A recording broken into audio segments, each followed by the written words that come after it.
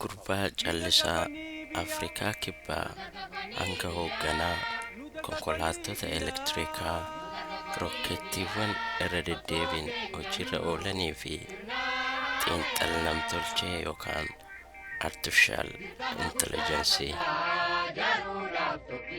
kun karaa dheeraa fi ajaa'ibsiisaa Elon Muskiti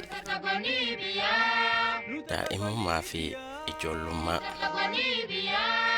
Elon Reeve Musk waxabajjii 28 bara 1971 magaalaa Pretoria biyya Afrikaa kibbaatti dhalate. Nama callisaa kan yeroo baay'ee keessoo isaa ilaaluu fi gadi fageenyaan yaadu ta'ee guddate. Kitaabonni bakka dhokannaa isaati.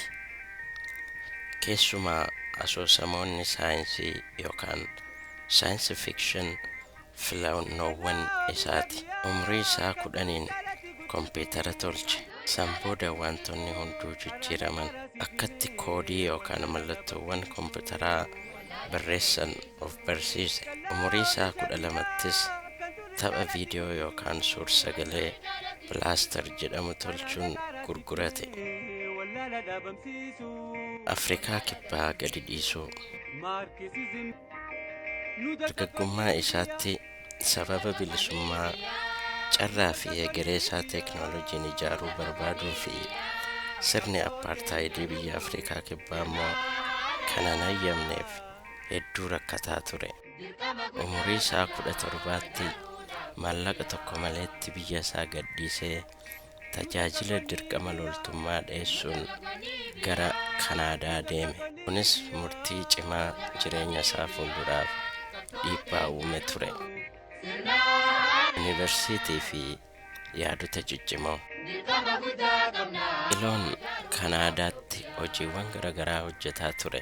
Bodarra garuu gara Yuunivarsiitii Pensilvaaniyaatti fiiziksii fi ikoonomiksii barachuuf qajeele. Achittis wantoonni sadii: intarneetii, anniisaan qulqulluu fi abuurriin hawaa egeree ilma namaa akka jijjiiran hubate. Haaluma kanaanis yeroo hunda wantoota sadan kanarratti hojjechuu akka qabu murteesse. Bara Zip 2 fi PayPal.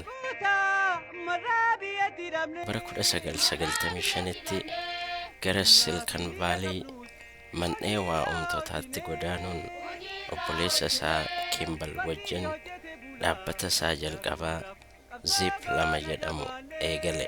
Yeroo sanitti hiyyeessa waan turaniif waajjirum keessa buluun qaama isaanii immoo dhaabbata YMCA yookaan dhaabbata dargaggootaa dhaquun dhiqachaa turani. Haa ta'u malee cimanii hojjechuun waggoota 4 booda Zip 2 qarshii $300 miliyoona olitti dhaabbata Compaq-itti gurguratan. San boodas dhaabbata maallaqa daddabarsu X.com jedhamuu fi boodarra PayPal ta'e tolchani. PayPalis dhaabbata eBay jedhamutti gurguruun Elon qarshii $180 miliyoona ol ta'u argate.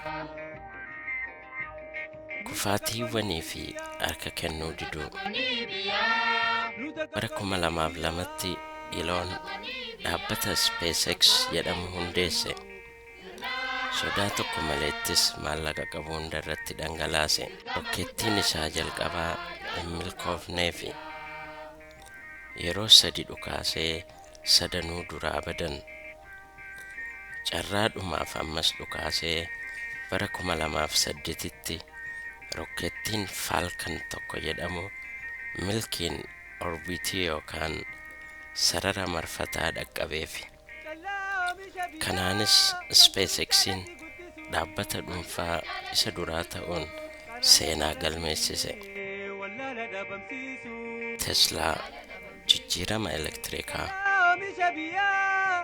Bara 2004tti Elon Musk hundeessaa guddaa dhaabbata Teslaa ta'e. Bara 2008tti yeroo Teslaan kufuuf daddaaqutti hoogganaa yookaan CEO Teslaa ta'uun as bahe. San booda Teslaan konkolaattota akka roodstarii fi moodel S konkolaattota elektiriikaa jalqabaa beeksisuun fudhatama gonfate. Kanumaanis dhaabbata filannoo anniisaa biraa yookaan anniisaa qulqulluu tolchuu galma isaa taasifate. Yeroon boodas dhaabbata konkolaataa tolchu kana sadarkaa addunyaatti ol guddate. Falmii fi aadaa hojii of duuban deebine. Adeemsi Elon Musk guutuutti diriiraa gufuu hin qabneen turre. Himata seeraa, ceephoo fi komiiwwan hawaasaa hedduu keessummeessaa ture. Aadaa hojii cimaa qaba ture. Yeroo hedduuf sa'aalee 80 hanga 100 hojjeta ture. Dhibbaawwan hunda keessatti Tesla, SpaceX, Neuralink fi Starlink of duratti oofaa ture. Deeggartoonni isaa abbaa mul'ataa jedhuun, qeeqxonni isaa immoo nama tasgabbii hin qabne jedhuun.